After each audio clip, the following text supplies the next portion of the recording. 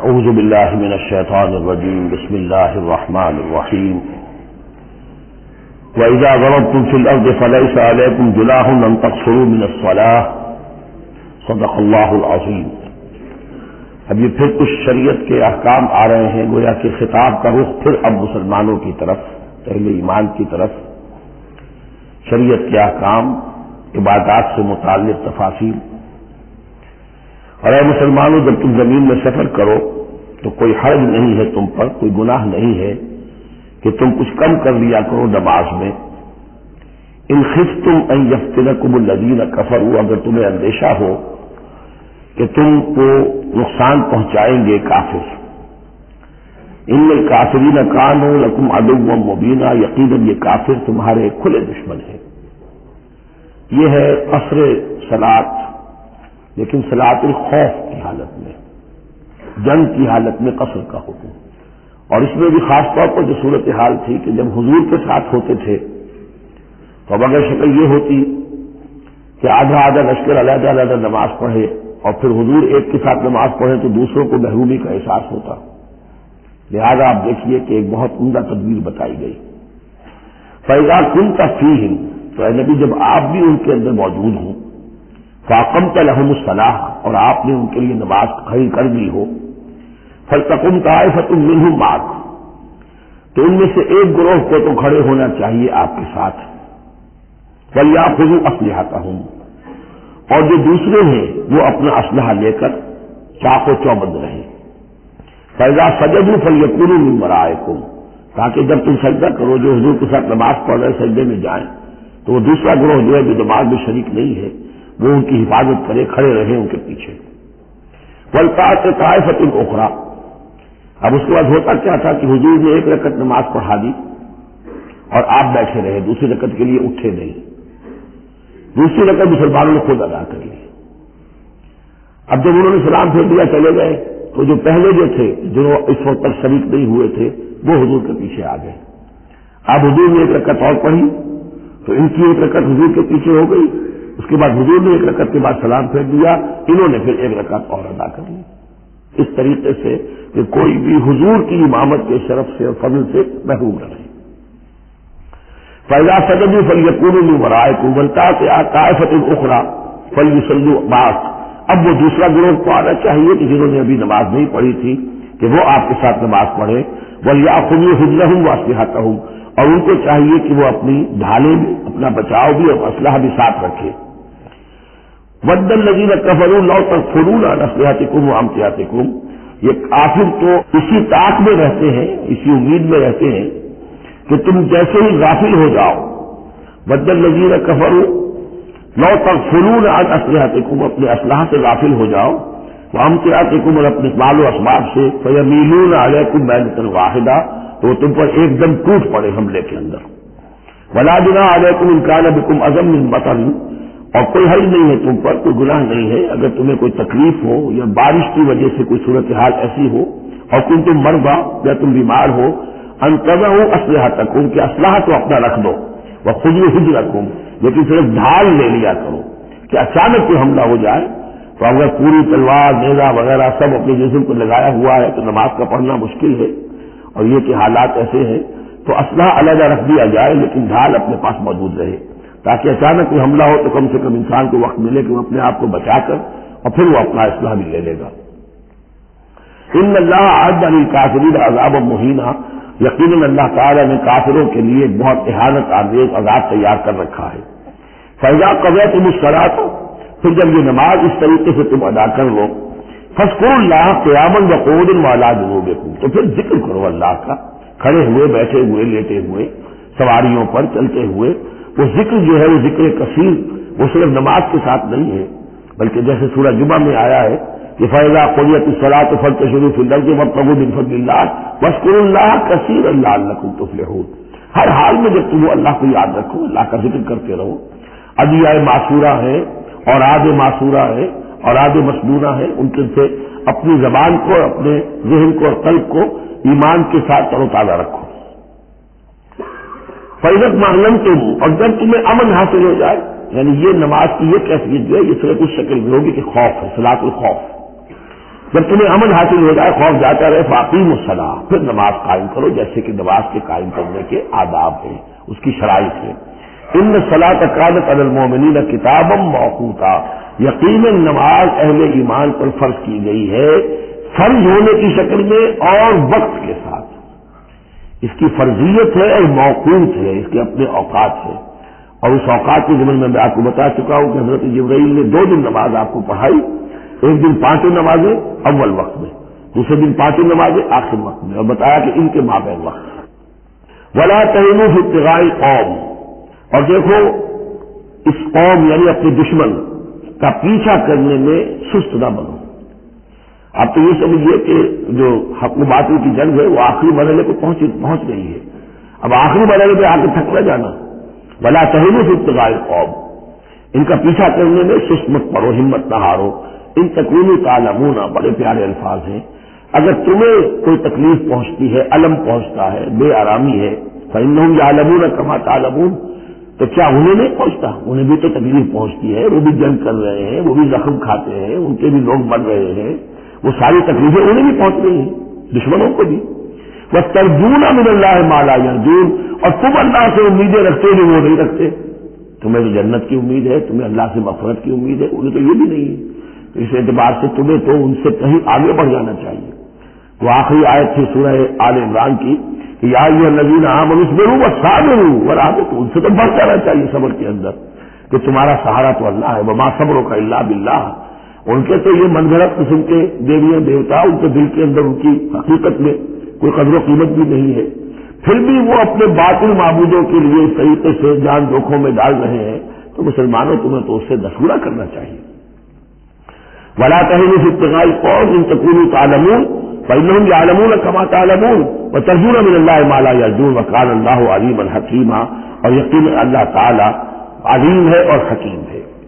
اب یہ چند آیتیں آ گئی اہل ایمان سے خطاب میں، اب پھر کچھ منافقوں کا معاملہ ایک آ رہا ہے۔ انا انزلنا الیک الکتاب بالحق لتحکم بین الناس بما اراک اللہ، اے نبی ہم نے آپ پر کتاب نازل کی ہے حق کے ساتھ، تاکہ آپ لوگوں کے مابین فیصلہ کریں انصاف کے ساتھ، اور جو اللہ نے آپ کو دکھایا ہے، یعنی ایک تو کتاب دی ہے، قانون دیا ہے، ایک آپ کو بصیرت دی ہے، یہ اللہ تعالیٰ کی طرف سے بصیرت کی خاص ظاہر بات ہے کہ ایک جج بیٹھا ہوا ہے اور جج کے پاس سامنے کتاب ہے، فائل ہے، شہادتیں ہیں، گواہیاں ہیں، اب ایک اس کی اپنی ایک چھٹی حص بھی ہوتی ہے، اس کی اپنی جو ہے ایک ججمنٹ بھی ہوتی ہے جس کو کہ وہ بروئے کار لاتا ہے، تو اس کو اللہ کہتا ہے جیسا کہ ہم آپ کو دکھاتے ہیں اس کے مطابق فیصلہ کریں۔ ولا تکن للخائنین خصیما، اور خیانت کرنے والوں کی طرف سے آپ نہ جھگڑے، یعنی ان کی طرف سے وکالت نہ فرمائیں کہ آپ کوئی اگر مسلمان ہے، کہنے کو مسلمان ہے خائن،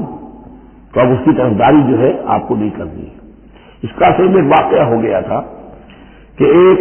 منافق مسلمان، اس نے کسی مسلمان کے گھر میں چوری کی، نقب لگائی، وہاں سے ایک آٹے کا تھیلا لے لیا، کچھ اسلحہ لے لیا، وہ اپنے گھر تک آیا تو وہ آٹے کی تھیلے کے اندر کہیں سوراخ تھا تو وہ آٹا گرتا گیا، تھوڑا تھوڑا وہ سارا راستہ جو ہے پتہ چل گیا کہ اس کے گھر تک سوراخ پہنچ گیا۔ پھر اسے کچھ خیال آیا کہ ممکن ہے مجھ پر شک ہو جائے، اسے پتہ نہیں تھا کہ یہ آٹا بھی ذرا لاش پاس کر رہا ہے، اس نے یہ کیا اسی وقت جا کر یہودی کے ہاں امانت رکھوا دیا، یہ سامان میری امانت ہے تمہارے پاس، لیکن وہاں بھی وہ نشان جو ہے آٹے کا وہاں بھی پہنچ گیا۔ اب اگلے روز جب تلاش ہوئی اور وہ آٹا جو گرا ہوا تھا راستے میں، اس کو دیکھ کر کھوج لگاتے لوگ پہلے اس کے مکان پر پہنچے، اس نے صاف انکار کر دیا، تلاشی لے لی، چیز نکلی گئی۔ اب انہوں نے دیکھا تو وہ آگے جا رہے ہیں نشان، وہ وہاں پہنچ گئے، یہودی کے یہاں برآمد ہو گیا۔ یہودی نے کہا ٹھیک ہے یہ مال ہے، یہ رات رکھے یہاں پر حفاظت کے لیے رکھ گیا تھا۔ اب یہاں پہ جھگڑا ہو گیا کہ اس کے جو قوم کے لوگ تھے، اس کے گھرانے کے لوگ، اس منافق مسلمان کے، ان کا نہیں یہ جھوٹ بولتا ہے، یہ یہودی چور ہے۔ اب وہ یہودی کا اور مسلمان جو منافق تھا اس کا مقدمہ تھا جو حضور کے سامنے آیا، اور پوری قوم، اس کا پورا گھرانہ جو ہے، وہ قبیلہ اس کا جو ہے وہ آ گیا شور مچاتے ہوئے اور قسمیں کھاتے ہوئے، ہمارا یہ آدمی تو بہت نیک ہے، اس پر خام کا یہ جھوٹا الزام لگ رہا ہے اور یہ ہے وہ ہے، یہاں تک کہ کچھ حضور کا دل بھی پسیجنے لگا اس شخص کے بارے میں۔ اس پر یہ آیت نازل ہوئی ہے، خیانت کرنے والے کی طرف سے آپ وکالت نہ کریں، اس کے سہارا نہ بنے، اس کو مدد نہ پہنچائیں۔ ولا تکن للخائنین خصیما، اب خصیما بحث کرنے والا، للخائنین، علی الخائنین ہوتا تو خائنوں کے خلاف،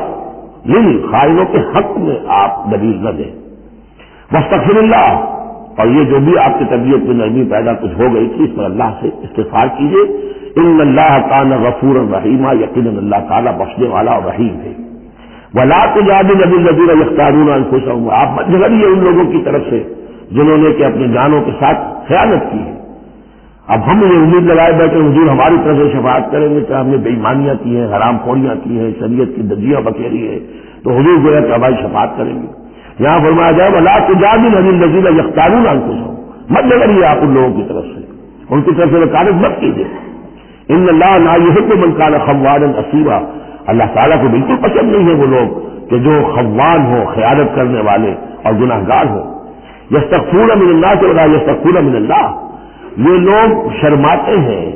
اور چھپتے ہیں لوگوں سے، اللہ سے نہیں چھپتے. وَهُوَ مَعَهُمْ يُبَيِّتُونَ مَا لَا يَرْضَىٰ مِنَ الْقَوْلِ، حالانکہ جب یہ راتوں کو مشورے کرتے ہیں مسلمانوں کے خلاف، حضور کے خلاف، یہ منافقین کی بات آ رہی ہے تو اللہ تعالیٰ ان کے ساتھ موجود ہوتا ہے. اگر تو ایمان ان کا ہو اللہ پر تو انہیں معلوم ہو کہ اللہ سن رہا ہے ہماری بات.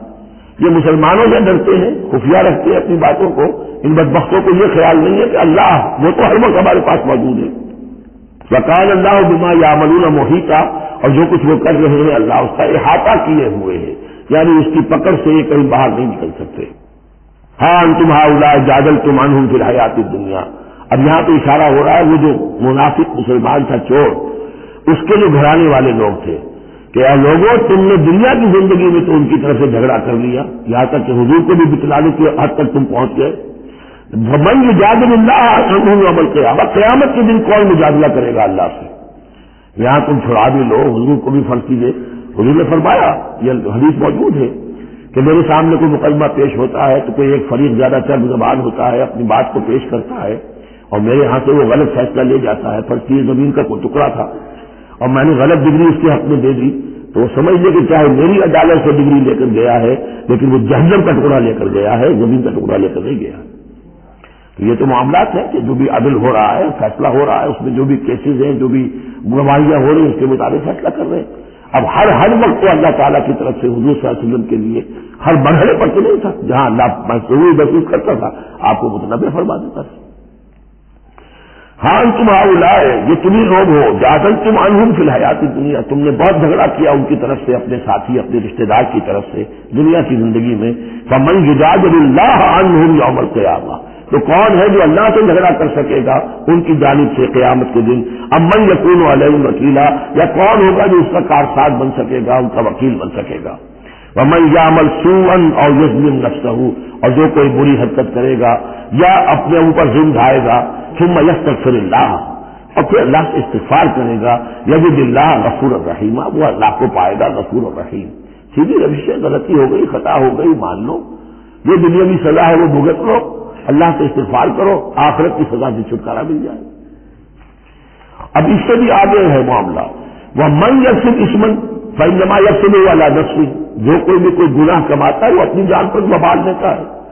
وَكَانَ اللَّهُ عَلِيمًا حَكِيمًا، اللہ تعالیٰ علیم اور حکیم ہے. وَمَن يَكْسِبْ خَطِيئَةً أَوْ إِثْمًا ثُمَّ يَرْمِ بِهِ بَرِيئًا، اور یہ معاملہ تو بہت بڑھ کر ہے کہ کسی نے کوئی گناہ کمایا، کوئی خطا کی، کوئی غلطی کی، کوئی جرم کیا، پھر اس کی تہمت لگا دی ایسے شخص پر جو بری ہے. یہودی تو بری تھا، اس کو سزا دلوانے کے لیے سب چل گئے. ثم یرم بہ بریئا، جو بری ہے اس سے اس کا کوئی تعلق نہیں، اس کا اس میں کوئی گناہ میں حصہ نہیں. فقد احتمل بہتانا واثما مبینا، تو اس نے تو اپنے سر پر بہت بڑا طوفان اور بہت کھلا کھلا گناہ کا بوجھ لے لیا ہے.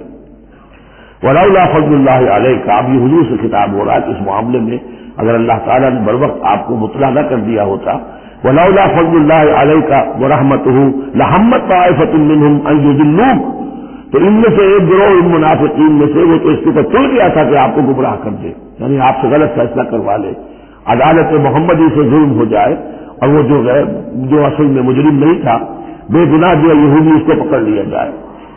ولولا فضل اللہ علیک ورحمتہ لہمت طائفۃ منہم ان یضلوک وما یضلون الا انفسہم، حقیقت میں وہ نہیں گمراہ کر رہے مگر اپنے آپ کو. وما یضرونک من شیء، اور اے نبی وہ آپ کو نقصان نہیں پہنچا سکیں گے، یعنی ہم ایسے مواقع پر بر وقت آپ کو مطلع کرتے ہیں. وانزل اللہ علیکم الکتاب والحکمہ، اور اللہ نے آپ پر کتاب نازل کی ہے اور حکمت نازل کی ہے، وعلمک ما لم تکن تعلم، اور وہ ساری باتیں آپ کو سکھائی ہیں جو آپ نہیں جانتے تھے، وکان فضل اللہ علیک عظیما، اور یقیناً اللہ کا فضل آپ پر بہت بڑا ہے۔ لا خیر فی کثیر من نجواہم، اب یہ جو منافقین تھے یہ اپنے نجوا کرتے تھے، علیحدہ بیٹھ کے گفتگو کرنا، سرگوشیاں کرنا، اور طرح طرح کے نجوا ہوتے تھے، بیٹھے باتیں بھی کر رہے ہیں، مسکرا بھی رہے ہیں کسی کو دیکھ کر تاکہ اس کے دل میں خلجان پیدا ہو جائے یہ میرے بارے میں کوئی باتیں کر رہے ہیں، اشارے بھی کر رہے ہیں، تو 100 طرح سے ہتھ کر یہ ہماری مجلسوں میں بھی ہوتا ہے، یہ سارے معاملات جو کہ انسانی معاشرے کے اندر جیسے ہوتے تھے آج بھی ہوتے ہیں۔ لا خیر فی کثیر من نجواہم، یہ جو نجوا کرتے ہیں، سرگوشیاں کرتے ہیں، ان میں سے اکثر میں تو خیر نہیں ہے، الا من امر بصدقۃ، ہاں ایک بات ہو سکتی ہے، خاموشی سے کسی کو علیحدگی میں لے جا کر کسی صدقے کی اس کو تلقین کی جائے کہ بھائی دیکھو تمہیں اللہ نے غریب کیا ہے، یہ محتاج ہے میں جانتا ہوں، تو علیحدگی بجائے اس کے کہ پبلک میں اس سے بات کرو، اسے علیحدہ جا کے سمجھاؤ یہ اچھی بات ہے، اور معروف یا کسی اور نیکی کا حکم دے، اور اصلاح بین الناس، یا لوگوں کے معاملات کو درست کرنے کے لیے دو بھائی جھگڑ پڑے ہیں تو کرنا پڑتا ہے یہ کہ ایک سے جا کر بات سنیے، پھر اس کی بات جو ہے اس کو اچھی شکل میں پیش کیجیے دوسرے بھائی کے پاس کہ آپ کو مغالطہ ہوا، انہوں نے یہ بات یوں نہیں کہی تھی یوں کہی تھی، اس طریقے سے جو بھی کوئی ہو رہا ہو علیحدہ علیحدہ خفیہ گفتگو، اس میں کوئی حل نہیں ہے، وہ من یفعل ذلک ابتغاء مرضات اللہ ہے، جو شخص اس طرح کا نجوا کرے گا، اس طرح کی سرگوشی کرے گا اللہ تعالیٰ کی رضا جوئی کے لیے، فسوف نؤتیہ اجرا عظیما، ان کو تو ہم دیں گے بہت بڑا اجر۔ ومن یشاقق الرسول، اور جو رسول کی مخالفت پر چلا ہوا ہے، یہ نجوا کر رہا ہے مخالفت میں، سازشیں، سرگوشیاں، بھڑکا رہا لوگوں کو، دیکھو جی یہ کر دیا، یہ کر دیا، اپنے لوگوں کے لیے یہ کر دیا۔ غزوہ حنین میں ہوا، غزوہ حنین میں چونکہ بہت سے مسلمان وہ تھے مکے کے جو اسی وقت ایمان لائے تھے فتح مکہ کے بعد، بہت شریک تھے وہ اس جنگ کے حنین میں، مال غنیمت میں حضور نے ان کی دلجوئی کے لیے جسے تعلیف قلب کہتے ہیں ذرا زیادہ مال دے دیا، اس پر لوگوں نے شور مچا دیا۔ دیکھو جی جب کڑے وقت تھے، مشکل وقت تھے تو ہم، اب جب یہ اچھا وقت آیا ہے تو اپنے رشتے دار یاد آ گئے، مکے والے ظاہر بات رشتے دار تو تھے، بات تو غلط نہیں ہے، قبیلہ تھا قریش کا۔ یہ 100 طرح کی باتیں جو آج ہوتی ہیں وہی ہوتی تھی ہمیشہ، یہ انسان کی فطرت جو ہے اس میں کوئی تغیر و تبدل نہیں ہوا ہے۔ ومن یشاقق الرسول من بعد ما تبین له الهدى، اور جو رسول کی مخالفت پر تل گیا اس کے بعد کہ اس پر ہدایت واضح ہو چکی، وَيَتَّبِعْ غَيْرَ سَبِيلِ الْمُؤْمِنِينَ، اور وہ اہل ایمان کے راستے کے سوا کوئی راستہ اختیار کرے، نُوَلِّهِ مَا تَوَلَّى، ہم بھی اسی کی طرف اس کا رخ کر دیتے ہیں جو رخ اس نے اختیار کر لیا ہو، وَنُصْلِهِ جہنم، اور ہم اسے پہنچائیں گے جہنم میں، وَسَاءَتْ مَصِيرًا، اور وہ بہت بری جگہ ہے جانے کی اور لوٹنے کی۔ یہ آج بڑی اہم اس اعتبار سے کہ امام شافعی رحمۃ اللہ علیہ یہ کہتے ہیں کہ میں نے اجماع کا جو معاملہ ہے قرآن مجید سے تلاش کرنے کی کوشش کی اور مجھے نہیں ملا، یعنی اللہ کے اطاعت یہ تو ٹھیک ہے جو قرآن میں آیا ہے وہ قانون کا ایک سورس ہے، حضور کا فرمان، حضور کی سنت سورس ہے، اسی طرح اجتہاد وہ بھی سمجھ میں آ گیا، یہ اجماع اس شے کا نام ہے، قرآن میں کہیں ذکر نہیں آیا۔ تو کہتے ہیں کہ میں نے 300 مرتبہ پورا قرآن پڑھا شروع سے آخر تک، صرف اس ایک مسئلے کو سامنے رکھ کر کہ مجھے اجماع کے لیے کوئی دلیل قرآن سے ملی، تب اس آیت پر آ کر 301ویں مرتبہ پھر نگاہ جمی، وَيَتَّبِعْ غَيْرَ سَبِيلِ الْمُؤْمِنِينَ، یعنی گویا کہ اہل ایمان کا جو راستہ ہے جس پر اجماع ہو گیا اہل ایمان کا، یہ خود اپنی جگہ ایک بہت بڑی سند ہے، اس لیے کہ حضور نے فرمایا میری امت ضلالت پر کبھی جمع نہیں ہوگی، تو جن چیز پر اجماع ہو جائے وہ گویا کہ وہ خود اپنی جگہ پر اس کو ایک حیثیت حاصل ہو جاتی ہے، اوتھینٹسٹی۔ ان اللہ لا یغفر ان یشرک بہ، دوبارہ پھر وہ آیت آ گئی، اللہ تعالیٰ ہرگز نہیں بخشے گا اسے کہ اس کے ساتھ شرک کیا جائے، ویغفر ما دون ذلک، اور بخش دے گا اس کے سوا جو کچھ ہے اس سے کم تر ہے، لمن یشاء، جس کو چاہے گا، یہ بھی کوئی فری لائسنس نہیں۔ ومن یشرک باللہ فقد ضل ضلالا بعیدا، اور جو شرک کرتا ہے اللہ کے ساتھ تو وہ تو پھر گمراہ ہو گیا اور گمراہی میں بھی بہت دور نکل گیا۔ ان یدعون من دونہ الا اناثا، اب یہاں گویا کہ پہلی مرتبہ آپ دیکھ رہے ہیں کہ وہ مشرکین مکہ کی بات بھی ہو رہی ہے، نہیں پکار رہی اللہ کے سوا مگر مؤنث کو، عورتوں کو، اس لیے کہ ان کی دیویاں جو ہیں لات، عزا، منات، لات الہ کی مؤنث ہے، لات، لا اور لات، اور عزا العزیز کا مؤنث ہے، العزیز العزا منات، یہ سب جو ہے فیمینن نیمز ہے۔ ان یدعون من دونہ الا اناثا، نہیں پکار رہے وہ مگر یہ فیمیل ڈیٹیز کو، وہی یدعون الا شیطانا مریدا، اور نہیں پکار رہے یہ مگر در حقیقت شیطان کو پکار رہے ہیں۔ لات کا کوئی وجود نہیں، منات کا کوئی وجود نہیں، شیطان ضرور ہے جو ان کی پکار سن رہا ہے۔ لعنہ اللہ، اللہ نے اس پر لعنت فرما دی ہے۔ وقال، اور اس نے بھی یہ کہا ہے، لا تخذن من عبادک نصیبا مفروضا، اے اللہ میں تیرے بندوں میں سے ایک تو مقرر حصہ تو لے کر ہی چھوڑوں گا، اس کو تو اپنے ساتھ جہنم میں پہنچاؤں گا۔ ہم تو ڈوبے ہیں صنم، ان کو بھی لے ڈوبیں گے، ان کو بھی ہم نے چھوڑنا نہیں ہے۔ لعنہ اللہ وقال لا تخذن من عبادک نصیبا مفروضا ولأضلنہم، میں تو لازماً ان کو بہکاؤں گا، وَلَأُمَنِّيَنَّهُمْ، ان کے دلوں میں بڑی امیدوں کے چراغ روشن کروں گا،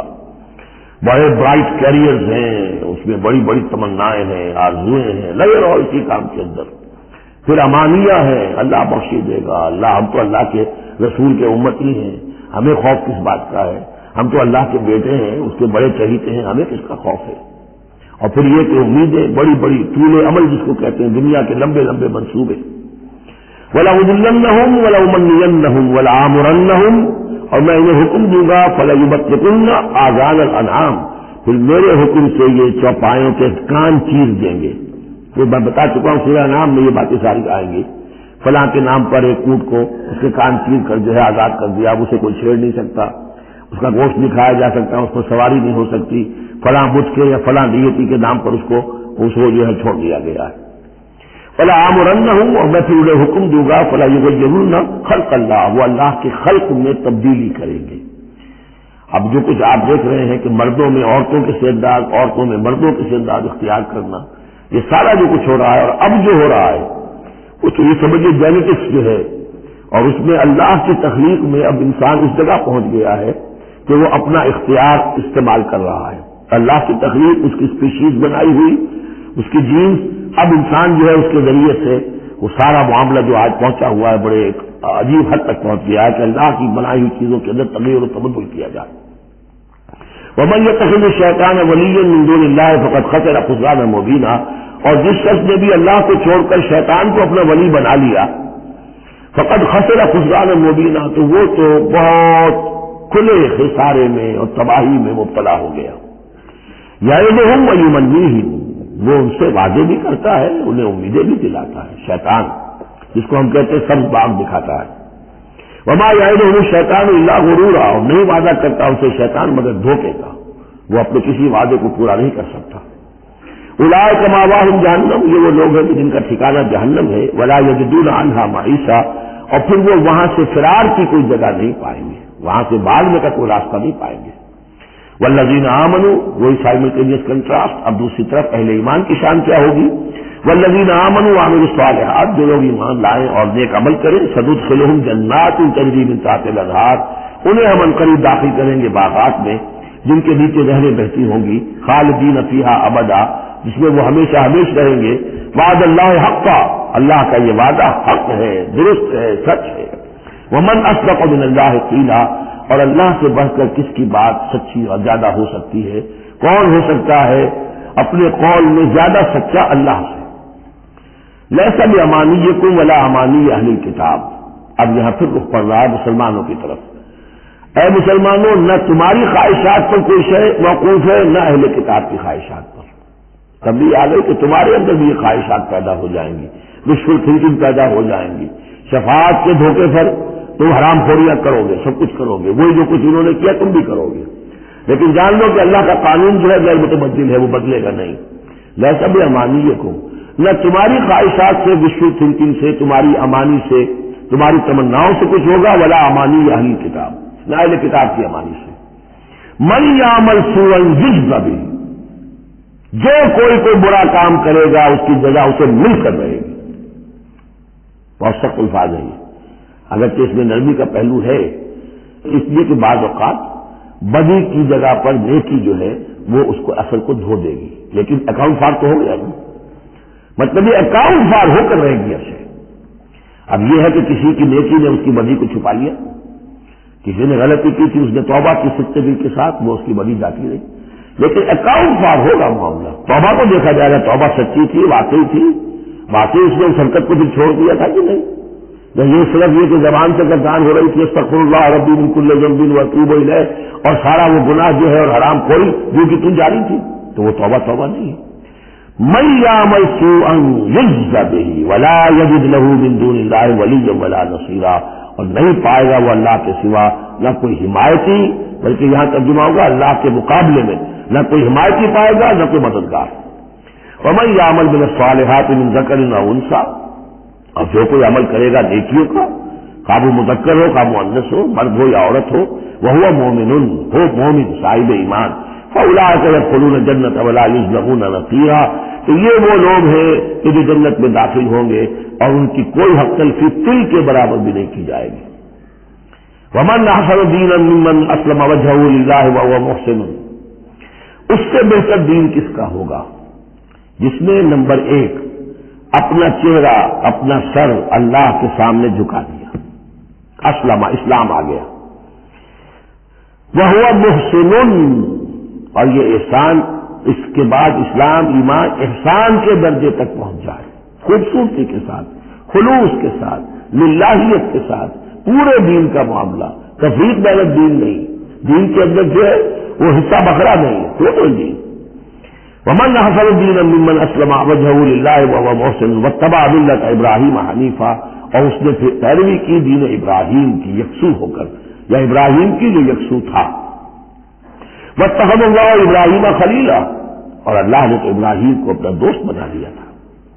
فللہ ما فی السماوات وما فی الارض، اللہ ہی کے لیے جو کچھ ہے آسمانوں میں اور جو کچھ ہے زمین میں. وکان اللہ بکل شیء محیطا، اور یقیناً اللہ تعالی ہر شے کا احاطہ کیے ہوئے ہے. اب جو حصہ آ رہا ہے یہ وہی مسلمانوں سے خطاب ہے، لیکن اس میں ایک استدراک سمجھیے کہ جو شروع میں کچھ آیتیں آئی تھیں خواتین کے معاملے میں، یتیم عورتوں کے معاملے میں، ان سے نکاح کے معاملے میں یا طلاق کے معاملے میں، اب اس میں کچھ وضاحتیں کچھ سوالات مسلمانوں کی طرف سے ہوئے، مزید وضاحتیں طلب کی گئی تو اللہ نے یہ وضاحتیں نازل کی. اور یہاں پر ساتھ یہ فرما دیا وَيَسْتَفْتُونَكَ فِي النِّسَاءِ، اے نبی یہ آپ سے عورتوں کے بارے میں سوال کر رہے ہیں. بات پوری طرح ان پر کھلی نہیں ہے، واضح نہیں ہوئی ہے. قُلِ اللَّهُ يُفْتِيكُمْ فِيهِنَّ، ٹھیک ہے کہہ دیجیے اے نبی ان سے، اللہ تمہیں فتویٰ دیتا ہے، بتاتا ہے، وضاحت کرتا ہے ان کے بارے میں. وَمَا يُتْلَىٰ عَلَيْكُمْ فِي الْكِتَابِ مِن يَتَامَى النِّسَاءِ، اب وہ آیت نمبر 3 کے اندر بات واضح ہوئی، قرآن نے ثابت کر دیا کہ وہاں جو کہا تھا کہ وَإِنْ خِفْتُمْ أَلَّا تُقْسِطُوا فِي الْيَتَامَى، تو یتامى النساء مراد تھی یہاں پر، کہ اگر تمہیں اندیشہ یہ ہو کہ یتیم لڑکیوں سے شادی کرو گے تو ان کے ساتھ انصاف نہیں کر سکو گے، اس لیے کہ ان کی طرف سے کوئی ہے نہیں جو ان کے حقوق کا پاسدار ہو اور تم سے کوئی بات پوچھ کر سکے ان کی طرف سے، تو پھر ان سے شادی مت کرو، بلکہ تم اور جو عورتیں ہیں شادی اگر کرنی ہے ایک سے زائد تو ما طاب لکم من النساء مثنی وثلاث ورباع، شادی کرو. تو یہاں فرمایا جو تھا عورتوں کی، یتیم عورتوں کے بارے میں وہ حکم تھا، ما یتلی علیکم، جو تمہیں سنایا گیا، جو سنایا جا رہا ہے کتاب میں، فی یتامى النساء،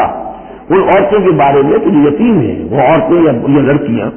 لا تؤتونہن ما کتب لہن، تم دیتے نہیں ہو انہیں جو اللہ نے ان کے لیے لکھ دیا ہے. بغیر مہر کے یتیم بچی تھی، آپ نے شادی کر لی، کون اس کی طرف سے مہر طلب کرے گا. وترغبون ان تنکحوہن، اور چاہتے ہو کہ اسے نکاح بھی کرو. والمستضعفین من الولدان، اسی طرح بچے جو ہیں ان کے ساتھ بھی جو ظلم ہوتا ہے. وان تقوموا للیتامى بالقسط، وہ جو ہم نے تمہیں اتنی تفصیل سے احکام دیے ہیں کہ یتیموں کے معاملے میں انصاف پر کاربند رہو. وما تفعلوا من خیر فإن اللہ کان بہ علیما، اور جو خیر بھی تم کرو گے اللہ اس سے واقف ہے، تمہاری نیتوں کو جانتا ہے. تو وہ احکام ہے، بنیادی ہدایات دے دی گئی ہے، اور اس میں اس سے اضافی شے جو ہے وہ یہ ہے کہ تمہاری نیت صاف ہونی چاہیے. واللہ یعلم المفسد من المصلح، اللہ جانتا ہے کہ کون حقیقت میں شرارتی ہے اور کون جو ہے اس کی نیت صحیح ہے. وَإِنِ امْرَأَةٌ خَافَتْ مِنْ بَعْلِهَا نُشُوزًا، اب دیکھیے ایک نشوز عورت کے لیے آیا تھا کہ اگر واللاتی تخافون نشوزہن، وہ عورتیں وہ بیویاں کہ جو سرکشی کر رہی ہیں، حکم نہیں مان رہی ہیں، تابع داری نہیں کر رہی ہیں، زدہ پر اڑی ہوئی ہیں، ان کے بارے میں تو آ چکا تھا شروع میں. اب یہاں عورتوں پر بھی تو ہو سکتا ہے کہ مرد ظلم کر رہا ہے، مرد جو ہے وہ ان کے حقوق ادا نہیں کر رہا ہے، شوہر جو ہے وہ اپنی قوامیت جو ہے اس کو غلط طریقے سے استعمال کر رہا ہے، روب ڈالتا ہے، بھونس دیتا ہے، یا اور بری طریقے سے ستاتا ہے، تنگ کرتا ہے، تنگ کر کے وہ مہر معاف کرواتا ہے یا کچھ اور، اگر ذرا اس کے والدین اچھے کھاتے پیتے ہیں لاؤ اپنے والدین کے گھر سے، یہ ساری گندگیاں جو ہمارے معاشرے میں ہوتی ہیں، عورتیں بیچاری اس میں پستی ہیں، وہ جو چکی کے دو پارٹوں کے مابین، وَإِنِ امْرَأَةٌ خَافَتْ مِنْ بَعْلِهَا نُشُوزًا، اور اگر کسی عورت کو اپنے شوہر سے اندیشہ ہو جائے کہ وہ زیادتی کرے گا، وہ زیادتی کر رہا ہے اور وہ اس کے حقوق ادا نہیں کر رہا، اور اعراضاً، یا اب وہ اس کی طرف میلان ہی نہیں رکھتا، اب وہ گویا کہ بیوی ہے ہی نہیں، اس کی طرف کوئی میلان نہیں، کوئی نئی شادی رچائی ہے اور سارا جو ہے توجہ جو ہے وہ نئی نویلی دلہن کی طرف ہے، اور اعراضاً جی بن گیا تو توجہ ہٹ گئی، فلا جناح علیہما، تو ان دونوں پر کوئی الزام نہیں ہوگا، ان یصلحا بینہما صلحا، کہ وہ آپس میں بیٹھ کر صلح کر لیں، صلح سے مراد یہاں پر اپنا معاملہ طے کر کے اور عورت خلا کر لے، بس صلح و خیر۔ لیکن خلا کرنے میں جیسا کہ ہم پڑھ چکے ہیں عورت کو مہر چھوڑنا پڑے گا، لیا تھا تو کچھ واپس کرنا پڑے گا، وہ صلح و خیر، صلح اچھی ہے، وَأُحْضِرَتِ الْأَنفُسُ الشُّحَّ، البتہ جو انسانی نفس ہے اسے لالچ جو ہے اس پر مسلط رہتا ہے، مرد چاہے گا میرا پورا مہر واپس کرو، عورت چاہے گی کہ مجھے کچھ بھی واپس نہ کرنا پڑے، وَإِن تُحْسِنُوا، یہ آ چکا ہے سورہ بقرہ کے اندر یہ مضامین آ چکے ہیں، وَإِن تُحْسِنُوا، اگر تم نیکی کرو، تم مرد ہو، تم مردانگی کا ثبوت دو، اس معاملے کے اندر نرمی کرو، ان کا حق جو ہے زیادہ رکھو،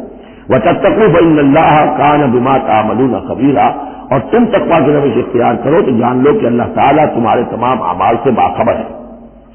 وَلَن تَسْتَطِيعُوا أَن تَعْدِلُوا بَيْنَ النِّسَاءِ، اچھا وہاں یہ آیت بھی آئی تھی کہ وَإِن خِفْتُمْ أَلَّا تَعْدِلُوا فَوَاحِدَةً،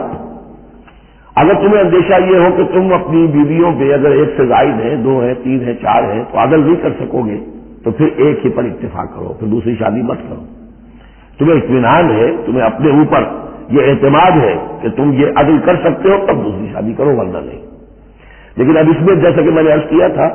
کہ کچھ چیزیں تو ہوتی ہیں گنتی کی، ناپ تول کی، اس میں تو عدل ہو سکتا ہے، لیکن ایک قلبی میلان جو ہے اس کے اندر تو ظاہر بات انسان کے اختیار میں نہیں ہے۔ حضور صلی اللہ علیہ وسلم نے اپنی تمام ازواج کے لیے ہر چیز گن گن کر، یعنی باریاں بھی مقرر تھیں آپ کی شب باشی کی، دن میں بھی اب آپ ایک چکر لگاتے تھے عصر اور مغرب کے درمیان، تو تھوڑی تھوڑی دیر ہر اپنی زوجہ محترمہ کے پاس ٹھہرتے تھے، کہیں تھوڑی دیر بھی زیادہ ہو جاتی تھی کھڑبڑی بچ جاتی تھی، آج وہاں کیوں ٹھہر گئے، آج زینب کے پاس زیادہ وقت کیوں لگ گیا، آج فلاں کیا ہو گیا، وہاں شہد دیا گیا تھا وہ شہد پی رہے تھے تو اس وجہ سے دیر لگ گئی، تو حضور سے جب کہا گیا اشارے کے رائے سے آپ نے قسم کھا لی اچھا میں آئندہ کبھی شہد نہیں پیوں گا، اللہ تعالیٰ نے ٹوک دیا حضور یہ کیوں آپ قسم کھا رہے ہیں، لما تحرم ما احل اللہ لک تبتغی مرضات ازواجک۔ یہ چیزیں جو ہوتی ہیں انسانی معاشرے میں بہرحال بہت بہتر معاملہ تھا، بہت بہتر تھا حضور کے ازواج مطہرات کا آپس میں، لیکن یہ کہ بالکل ظاہر بات ہے کہ کچھ نہ کچھ تو شوق ناپا جو ہوتا ہے اس کے کوئی نہ کوئی اثرات تو ہوتے ہیں، یہ عورت کی فطرت ہے، اس کے اندر اختیار بھی نہیں ہے۔ تو یہ چیزیں جو ہے فرمایا کہ اگر تم ولن تستطیعوا ان تعدلوا بین النساء، تمہارے لیے ممکن ہی نہیں ہے کہ تم عورتوں کے مابین انصاف کر سکو، مراد کیا ہے قلبی میدان، یہ حدیث کے اندر واضح ہو گیا۔ اور حضور فرمایا کرتے تھے کہ اللہ جو بھی چیزیں ہیں میں نے اس میں پورا پورا عدل کیا ہے، باقی جہاں تک میرے دل کا میلان کا تعلق ہے مجھے امید ہے تو مجھ سے مواخذہ نہیں کرے گا، یہ ہے ظاہر بات ہے۔ لیکن اگر تم چاہو بھی تو تم عدل نہیں کر سکتے، ولن تستطیعوا ان تعدلوا بین النساء ولو حرصتم، چاہے تم کتنے حریص ہو اس کے نہیں کر سکتے، فلا تمیلوا کل المیل، تو ایسا نہ ہو کہ ایک کی طرف پورے کے پورے جھک جاؤ، میلان میل کل المیل، ایک ہی کی طرف پورا میلان ہو جائے، فتذروها کالمعلقہ، کہ دوسری بیوی معلق ہو کر رہ جائے، اب نہ وہ شوہر والی ہے اور نہ آزاد ہے، اس سے کوئی تعلق ہی نہیں۔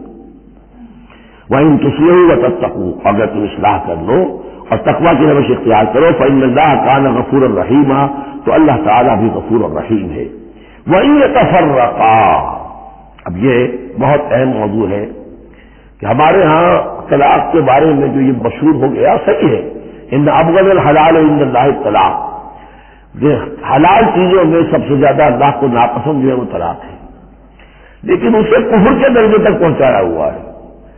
لڑائی چل رہی ہے، جھگڑا چل رہا ہے، مزاجوں میں موافقت نہیں ہے، ایک دوسرے کو کوس رہے ہیں، دن رات کا جھگڑا ہے، طلاق نہیں دینی، یہ احمقانہ طرز عمل ہے، بالکل احمقانہ، شریعت کی منشا کے بالکل خلاف۔ یہاں آپ دیکھیں کہ ایک طرح کی ترغیب ہے طلاق کی، ترغیب. وہی یتفرقا، اب اگر وہ متفرق ہو جائیں، علیحدہ ہو جائیں، سیپریشن جو آپ استعمال کرتے ہیں، سیپریٹ ہو جائیں، یغنی اللہ کلا من سعتہ، اللہ دونوں کو اپنی کشادگی کشائش سے غنی کر دے گا. ہو سکتا ہے اس عورت کو بھی کوئی بہتر رشتہ مل جائے کہ جو اس سے اس کے ساتھ مزاجی موافقت رکھنے والا ہو، اور اس شوہر کو بھی اللہ تعالیٰ کوئی بہتر بیوی دے دے کہ جس کے اور اس کے درمیان جو ہے مزاج کے اندر موافقت پیدا ہو جائے.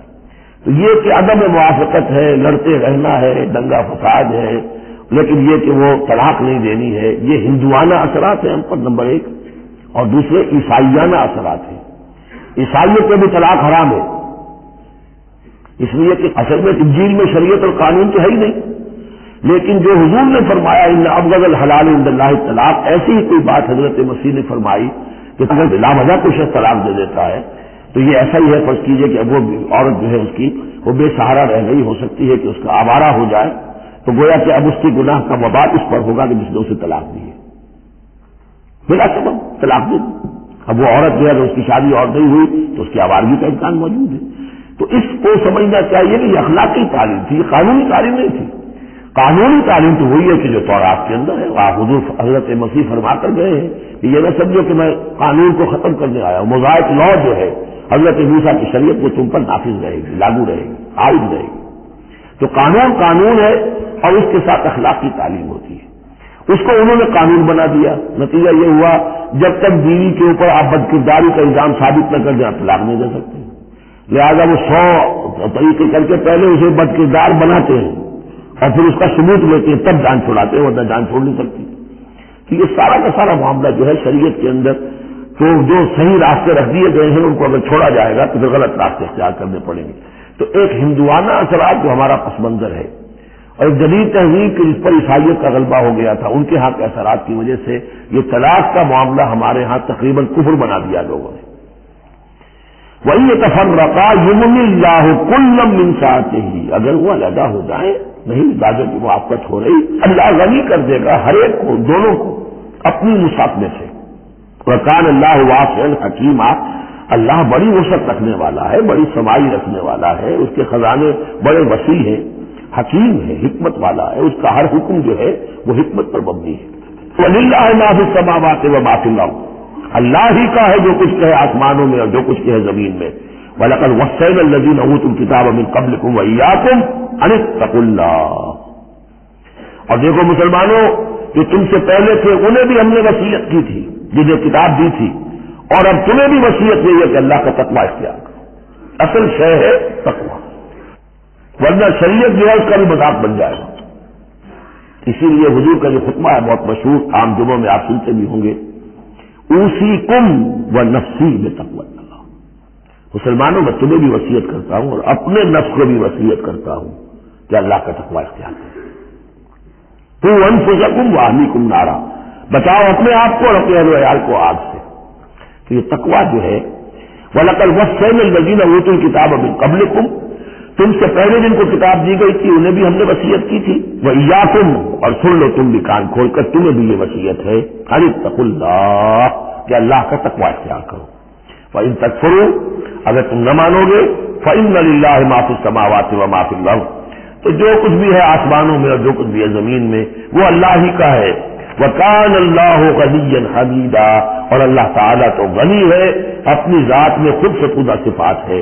وَلِلَّهِ مَا فِي السَّمَاوَاتِ وَمَا فِي الْأَرْضِ، اور آسمان اور زمین میں جو کچھ ہے وہ اللہ کا ہے. وَكَفَىٰ بِاللَّهِ وَكِيلًا، اور اللہ کافی ہے کارساز ہونے کے اعتبار سے. عورت بھی یہ سمجھے میرا کارساز اللہ ہے، یہ شوہر جو میرا ہے یہ ظلم کر رہا ہے، میرے ساتھ انصاف نہیں کر رہا ہے، تو میں اسے تعلق برکت نہیں کروں. اللہ بہتر میرے لیے کوئی راستہ پیدا کر دے گا، اللہ کارساز ہے. اسی طریقے سے مرد بھی یہ سمجھے کوئی عورت ہے دین کے معاملے میں نہیں اس کے ساتھ تعاون کر رہی ہے، وہ دین کا کام کرنا چاہتا ہے، تو آخر یہ نہیں ہے کہ سمجھا جائے کہ ہر صورت عورت سے تو نباہ کرنا ہے چاہے اللہ کس سے بغاوت ہو جائے، یہ تو کوئی بات نہیں ہوئی. ہر چیز کو رکھنا ہے اپنے مقام پر. ان یشاء یذہبکم ایھا الناس، لوگوں کیا سمجھتے ہو تم، اللہ چاہے تو تم سب کو لے جائے، ختم کر دے، ویأتی بآخرین، اور لوگوں کو پیدا کر دے. تمہاری کوئی حیثیت نہیں اللہ کے مقابلے میں، نفس واحد کی طرح ہو. جب چاہے اللہ تعالیٰ تم سب کو نصیب منتیا کر دے. وکان اللہ علی ذلک قدیرا، اور یقیناً اللہ تعالیٰ اس چیز پر قادر ہے. من کان یرید ثواب الدنیا فعند اللہ ثواب الدنیا والآخرہ، جو کوئی بھی دنیا کا ثواب چاہتا ہے، ساری بھاگ دوڑ محنت دن رات کی کوشش دنیا کمانے میں، اور پیسہ اور دولت اور جائیداد اور ترقی، عہدوں میں ترقی، اور اپنی اور زندگی کے اور ان چیزوں کے اندر لگے ہوئے ہیں سارے دن ساری رات.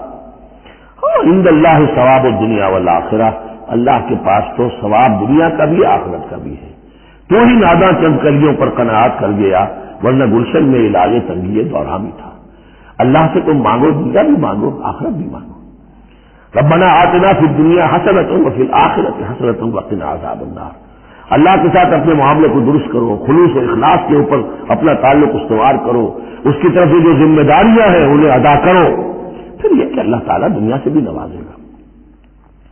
من کان یرید ثواب الدنیا فعند اللہ ثواب الدنیا والآخرہ وکان اللہ سمیع بصیرا، اور اللہ تعالیٰ سب کچھ سننے والا اور دیکھنے والا ہے. اب جو آیت آ رہی ہے وہ پھر عظیم ترین آیات میں سے قرآن مجید کی. یا ایھا الذین آمنوا کونوا قوامین بالقسط شہداء للہ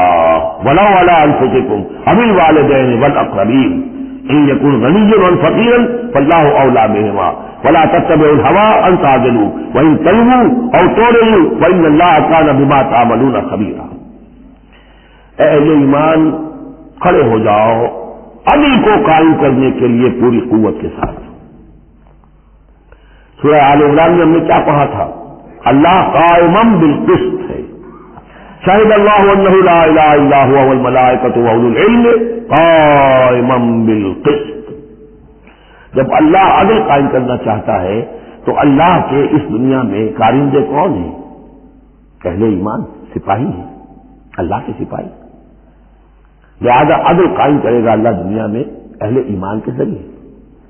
اللہ دین کا غلبہ چاہتا ہے لیکن اہل ایمان کو جانب دینی ہوگی، کوششیں کرنی ہوگی، اصرار کرنا ہوگا، قربانیاں دینی ہوگی، تب دین غالب ہوگا. لیکن یہ اندازہ کیجئے کہ کس قدر اہمیت ہے عدل و قسط. یہ جو سوشل جسٹس کا معاملہ ہے،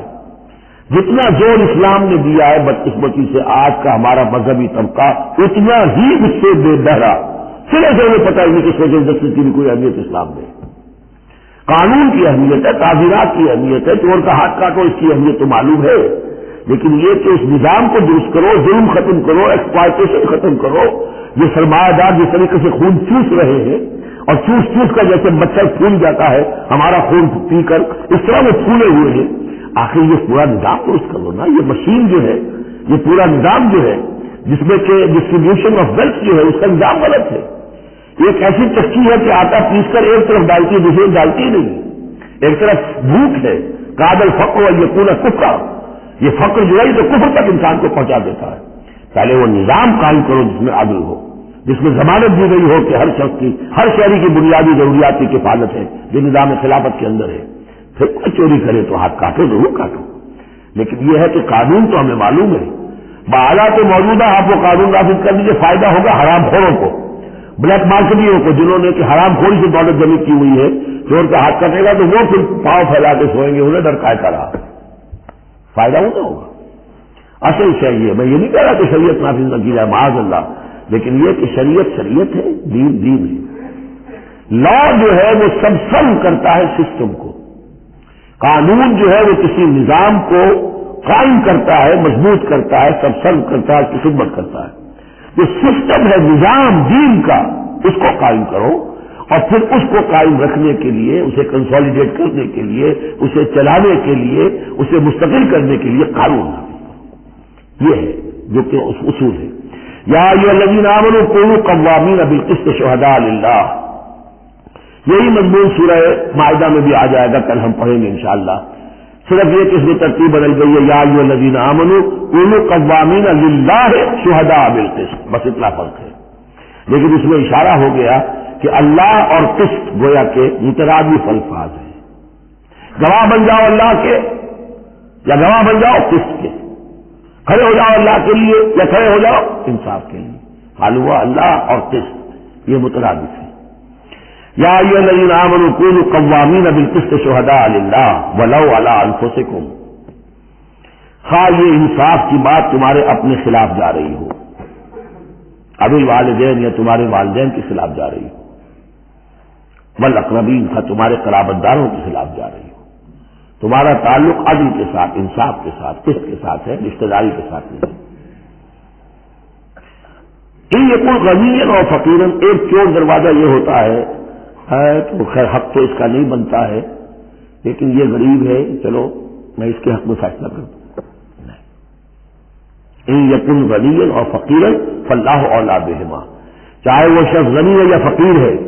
دونوں کا پشپناہ اللہ ہے، دونوں کا کفیل اللہ ہے، تم نہیں ہو کفیل، تمہیں فیصلہ کرنا ہے جو صحیح ہے، جو عدل پر ہے، جو انصاف پر ہے، وہ فیصلہ کرنا ہے، کسی کی جانبداری نہیں۔ وہ جانبداری نہ باپ کی کرنی ہے، نہ ماں کی کرنی ہے، نہ بھائی کی کرنی ہے، نہ خود اپنی کرنی ہے۔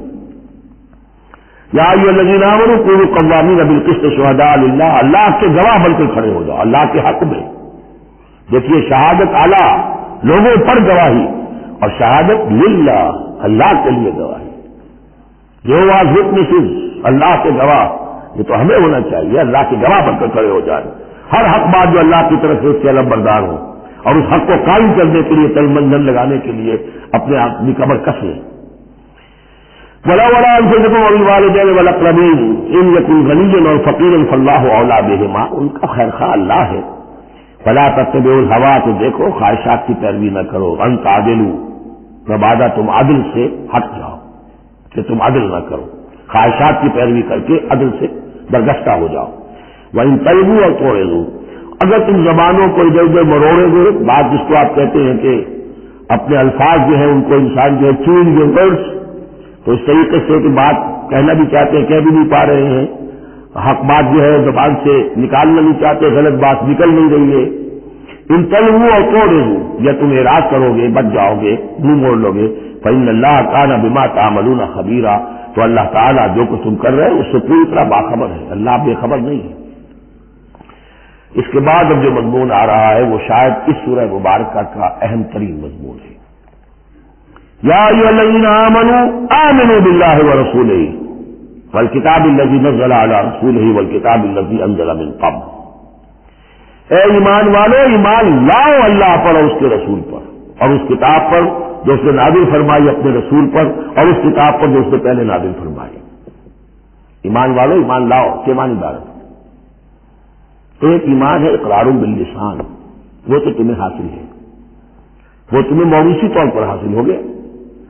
مسلمان ماں باپ کے گھر میں پیدا ہو گئے، وہ ایمان مل گیا، یا یہ کہ اس وقت پورا قبیلہ اسلام لا رہا ہے، ان میں پکے بھی تھے، کوئی کچے بھی آ گئے، انہوں نے بھی کہا اشہد ان لا الہ الا اللہ اشہد ان محمد رسول اللہ، وہ ایمان ایک درجے میں تو حاصل ہو گیا۔ جی ہم پڑھ چکے ہیں کہ کوئی تمہیں اگر راستے میں ملا ہے اور وہ اپنا اسلام ظاہر کرتا، آپ کہہ نہیں سکتے کہ تم مومن نہیں ہو، تو ایمان کا ایک درجہ تو وہ ہے، قانونی درجہ ہے کہ جس نے کہا اشہد ان لا الہ الا اللہ واشہد ان محمد رسول اللہ، وہ مومن ہے۔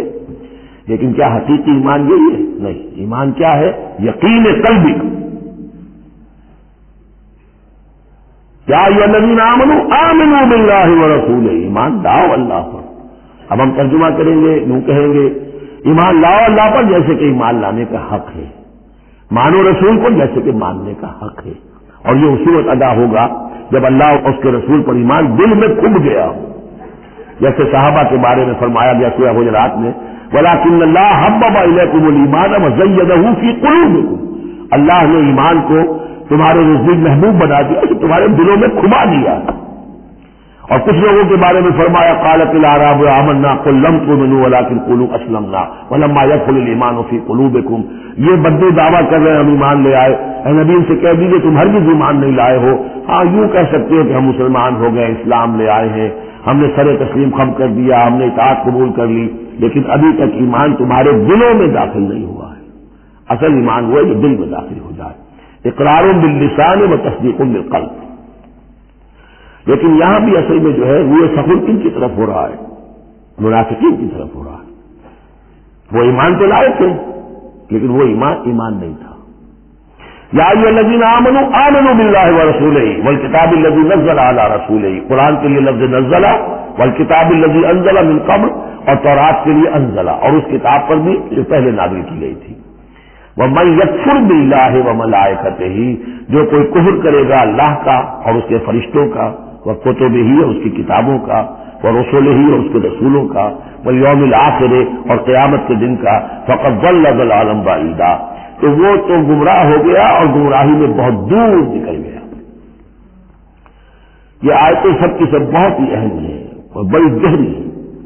ان الذين آمنوا ثم كفروا ثم آمنوا ثم كفروا ثم ازدادوا كفرا لم يكن الله ليغفر لهم ولا ليهديهم سبيلا بشر المنافقين بأن لهم عذابا أليما۔ دیکھیے یہ منافقت کا معاملہ کیا تھا کہ ایسا نہیں تھا کہ ایک ہی دن میں آدمی منافق ہو گیا۔ ایک تو تھے وہ جو شعوری منافق تھے، جو فیصلہ کر کے، جو ہم سورہ آل عمران میں پڑھ آئے ہیں، صبح ایمان کا اعلان کریں گے، شام کو ہم پھر کافر ہو جائیں گے، مرتد ہو جائیں گے، تو معلوم ہوا ایمان انہیں نصیب ہوا ہی نہیں، اور انہیں بھی معلوم تھا کہ ہم مومن نہیں ہیں، ہم ایمان لائے نہیں ہیں، تو دھوکہ دے رہے ہیں۔ یہ شعوری منافق ہوا۔ غیر شعوری منافق کون سے ہوتے تھے کہ جو آئے تو تھے، کوئی دل میں دھوکہ دینے کی نیت نہیں تھی، انہیں اندازہ نہیں تھا کہ یہ، وہ سمجھتے تھے پھولوں کی سیج ہے، نکلا وہ کانٹوں بڑا بستر۔ اب انہیں قدم قدم پہ رکاوٹ ہے، وہ ارادہ، وہ پختگی نہیں ہے، ایمان کی وہ گہرائی نہیں ہے کہ ہر کے بعد آباد جو ہو سو ہو۔ ان کا کیا ہوتا ہے، کچھ دو قدم چلے، کچھ پیچھے ہٹ گئے، کچھ چھٹک گئے، کچھ چلے، کچھ ہمت کی، کچھ رک گئے۔ نتیجہ یہ ہوتا ہے کہ اب لوگ ان کے ڈانٹ ڈپٹ کرتے، تم کیا کرتے ہو؟ تو اب انہوں نے کیا کیا، جھوٹے بہانے بنانے شروع کیے، اور پھر آخری درجہ جھوٹی قسمیں کھانی شروع۔ خدا کی قسم یہ مجبوری تھی، اس لیے میں رک گیا تھا، تم سمجھتے ہو کہ میں جہاد میں نہیں جانا چاہتا، تم ایسا گمان تو نہ کرو، مجھے یہ مجبوری ہو گئی تھی، میری بیوی مر رہی تھی، میں کیسے جا سکتا تھا، وغیرہ وغیرہ، جھوٹی قسمیں۔ تو یہ جو ہے معاملہ ایمان اور کفر کا یہ یوں چلتا رہتا ہے۔ اگرچہ اوپر جو ہے وہ پردہ تو ایمان کا ہے، کافر تو وہ ہوا ہی نہیں، اسلام لے آیا تھا، مومن ہے، اور وہ ارتداد کا اس نے اعلان نہیں کیا، لیکن ابھی ایمان کی طرف آیا، پھر کفر کی طرف گیا، پھر ایمان کی طرف آیا، پھر کفر کی طرف گیا۔ یہ مذبذبین بین ذالک، آسیلیشن جو ہے یہ ہوتی رہتی ہے۔ اور اس کی بہترین مثال کیا ہے، کبھی اگر کسی کو آپ نے دریا میں، کسی تالاب میں ڈوبتے دیکھا ہو، نیچے گیا پھر آیا ذرا اوپر، پھر گیا پھر آیا، پھر گیا تو گیا، بالکل وہ نقشہ ہے جو یہاں ہے۔ ان الذین آمنوا ثم کفروا، یہاں کفر سے مراد نفاق ہے، کفر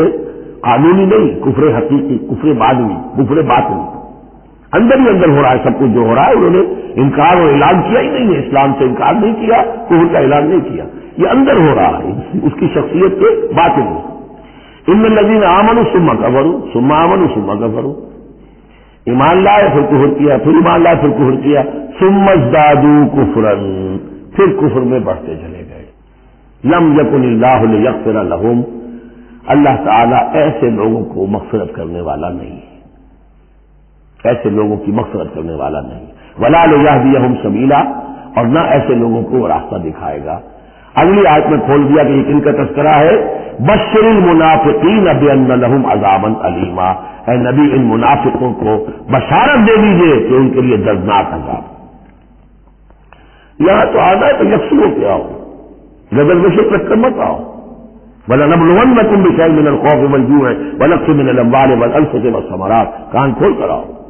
لَتُبْلَوُنَّ فِي أَمْوَالِكُمْ وَأَنفُسِكُمْ وَلَتُسْمَعُنَّ مِنَ الَّذِينَ أُوتُوا الْكِتَابَ مِن قَبْلِكُمْ وَالَّذِينَ أَشْرَكُوا أَذًى كَثِيرًا، تمہیں سننی پڑے گی، ساری تلخ باتیں سننی پڑیں گی، کڑوے جھوٹ کرنے پڑیں گے، قدم قدم پر آزمائش آئے گی۔ بل رہے منزل لیلا کہ خطر ہاتھ بسے، شکل اول قدم ہی ہے اس کے مجموع باشی۔ بشر المنافقین، تنزیہ انداز ہے، ان منافقوں کو بشارت دے دیجیے محمد صلی اللہ علیہ وسلم کہ ان کے لیے بہت دردناک عذاب۔ الذین یتخذون الکافرین اولیاء من دون المؤمنین، ان کی ایک شان یہ بھی تھی کہ وہ جو کفار تھے ان کو دوست بناتے تھے، وہ چاہتے تھے نا don't keep all your eggs in one basket, بالکل یکسو مسلمانوں کے ساتھ ہو جاؤ، کیا پتا ہے کل پڑھنا جو ہے بدل جائے، تو کفار کے ساتھ بھی keep some good office with them also, کچھ نہ کچھ ان کے ساتھ رہے معاملہ کہہ سکے وقت کے اوپر، تو دوستیاں رکھتے تھے۔ الذین یتخذون الکافرین اولیاء من دون المؤمنین، اہل ایمان کو چھوڑ کر ان کو دوست بناتے ہیں اور ان کو اپنا پشپنا بناتے ہیں۔ ایبتغون عندہم العزہ، کیا وہ ان کے اس قرب میں اور ان کی محفلوں میں جا جا کر عزت چاہتے ہیں، عزت کی تلاشی ہے۔ امریکہ جانا، کلنٹن صاحب سے ملنا بہت بڑا اعزاز ہے، اتنے بڑا اعزاز مل گیا تو یہ عزت ہی ہے نا جو انسان ڈھونڈنے کے لیے، اور اس کے لیے کروڑوں روپیہ خرچ ہوتا ہے، اس کے لیے جو بھی لابنگ ہوتی ہے، اس کے لیے وہ چند منٹ کی ملاقات کے لیے وہ بھی، اور کچھ اس سے حاصل ہو نہ ہو، باقی جو پالیسیاں ان کی چلتی رہتی ہیں وہ تو جو بھی ان کا CIA کر رہا ہے یا کوئی اور پینٹاگون کر رہا ہے وہ تو بیٹھا ہوا ہے فگر ہے جس کے سوا کچھ بھی نہیں۔ الذین یتخذون الکافرین اولیاء من دون المؤمنین یبتغون عندهم العزۃ للہ جمیعا، عزت کل کی کل اللہ کے اختیار میں ہے، کہاں عزت ڈھونڈ رہے ہو؟ وقد نزل علیکم فی الکتاب، اور یہ بات تم پر نازل کی جا چکی ہے کتاب میں، یہ سورہ انعام کی آیت نمبر 68 ہے، جس میں روکا گیا مسلمانوں کو کہ جب تم دیکھو کہ کافر لوگ جو ہے استہزاء کر رہے ہیں، قرآن کا مذاق اڑا رہے ہیں، تو کم سے کم یہ ہے، اب مکے کی آیت ہے وہ، اس میں مسلمانوں میں اتنا زور تو نہیں تھا کہ ان کو چپ کر سکتے زبردستی، لیکن یہ کم سے کم یہ کرو کہ وہاں بیٹھو مت، وہاں سے چلے جاؤ، احتجاجاً جو ہے وہاں سے رخصت ہو جاؤ، پھر وہاں بیٹھو نہیں، اگر بیٹھے رہو گے تو ہو سکتا ہے تمہاری غیرت کے اندر کچھ کمی آتی چلی جائے، تمہاری جو وہ حس جو ہے وہ پھر کند پڑ جائے۔ تو اسی کا حوالہ دیا جا رہا ہے، وقد نزل علیکم، اللہ اتار چکا ہے تم پر فی الکتاب، اسی کتاب میں قرآن میں، ان اذا سمعتم آیات اللہ یکفر بہا، جب تم سنو کہ اللہ کی آیات کا کفر کیا جا رہا ہے، وہ یستہزأ بہا، اور ان کا مذاق اڑایا جا رہا ہے، فلا تقعدوا معهم، تو ان کے ساتھ مت بیٹھو، حتی یخوضوا فی حدیث غیرہ، یہاں تک کہ پھر وہ کسی اور بات میں لگ جائے، پھر دوبارہ آ جاؤ، کوئی حرج نہیں، کوئی اور بات ہے، اس لیے دوبارہ ان کو کوئی تبلیغ کرنی ہے، ان سے گفتگو کرنی ہے، تعلق منقطع نہیں کرنا، لیکن جب وہ یہ حرکت کر رہے ہیں تب ان کے قریب مت بیٹھو۔ انکم اذا مثلہم، اگر تم بھی بیٹھے رہو گے اس وقت اسی حالت میں ان کے ساتھ، تو پھر تم بھی ان جیسے ہو جاؤ گے۔ ان اللہ جامع المنافقین والکافرین فی جہنم جمیعا، یقیناً اللہ تعالیٰ جمع کر کے رہے گا منافقوں کو بھی اور کافروں کو بھی جہنم میں، سب کو۔ الذین یتربصون بکم، وہ جو تمہارے لیے ایک انتظار کی حالت میں ہیں، دیکھنا چاہتے ہیں، دیکھیے اونٹ کس کروٹ بیٹھتا ہے، تیل دیکھو، تیل کی دھار دیکھو، آخری فتح مسلمانوں کو ہوتی ہے یا کفار کو ہوتی ہے، دونوں کے ساتھ کسی نہ کوئی تعلقات رکھو تاکہ وقت جو بھی ہو، جو بھی صورتحال سچویشن جو بھی ہو جائے، ہم اس کے اندر اپنے بچاؤ کی کوئی شکل کر لیں۔ تو الذین یتربصون بکم، وہ تمہاری بات میں ہے، منتظر ہیں، سوچ رہے ہیں۔ فَإِن كَانَ لَكُمْ فَتْحٌ مِّنَ اللَّهِ، تو اگر تمہیں فتح مل جاتی ہے اللہ تعالیٰ کے فضل و کرم سے، قَالُوا أَلَمْ نَكُن مَّعَكُمْ، وہ آ جائیں گے، ہم بھی تو آپ کے ساتھ تھے، مسلمان تھے، ہمارا بھی حصہ نکالیے مال غنیمت میں سے۔ وَإِن كَانَ لِلْكَافِرِينَ نَصِيبٌ، اور اگر کوئی حصہ پہنچ جائے کافروں کو، کوئی فتح ہونے وقتی طور پر حاصل ہو جائے، ان کا پلڑا بھاری ہو جائے، قالوا، تو وہ کہے گے اپنے ان کافر ساتھیوں سے، أَلَمْ نَسْتَحْوِذْ عَلَيْكُمْ، کیا ہم نے آپ کا گھیراؤ نہیں کر لیا تھا، ہم نے آپ کو بچایا ہوا تھا کہ یہ مسلمان جو ہے، ہم تو اوٹ بنے ہوئے تھے اصل میں، آپ سمجھتے ہیں مسلمانوں کے ساتھ ہو کر ہم جنگ کرنے آئے تھے، نہیں، ہم اس لیے آئے تھے کہ مسلمانوں کے حملوں سے آپ کو بچائیں۔ أَلَمْ نَسْتَحْوِذْ عَلَيْكُمْ وَنَمْنَعْكُمْ مِنَ الْمُؤْمِنِينَ، انہوں نے بچایا ہے آپ کو مسلمانوں سے۔ فَاللَّهُ يَحْكُمُ بَيْنَكُمْ يَوْمَ الْقِيَامَةِ، تو اللہ ہی فیصلہ کرے گا تمہارے مابین قیامت کے دن۔ وَلَن يَجْعَلَ اللَّهُ لِلْكَافِرِينَ عَلَى الْمُؤْمِنِينَ سَبِيلًا، اور اللہ تعالیٰ کافروں کو اہل ایمان کے مقابلے میں راہیاب نہیں کرے گا۔ ان المنافقین یخادعون اللہ وهو خادعهم، یہ منافق اللہ کو دھوکہ دینے کی کوشش کر رہے ہیں اور اللہ انہیں دھوکہ دے رہا ہے۔ وَإِذَا قَامُوا إِلَى الصَّلَاةِ قَامُوا كُسَالَىٰ، جب نماز کے لیے بھی کھڑے ہوتے ہیں تو کثرت بندی کے ساتھ کھڑے ہوتے ہیں، طبیعت میں بشاشت نہیں ہوتی۔ یراؤون الناس، لوگوں کو دکھانے کے لیے، وَلَا يَذْكُرُونَ اللَّهَ إِلَّا قَلِيلًا، اور نہیں ذکر کرتے حقیقت میں اللہ کا مگر بہت کم۔ بارک اللہ لی ولکم فی القرآن العظیم ونفعنی وإیاکم بالآیات والذکر الحکیم۔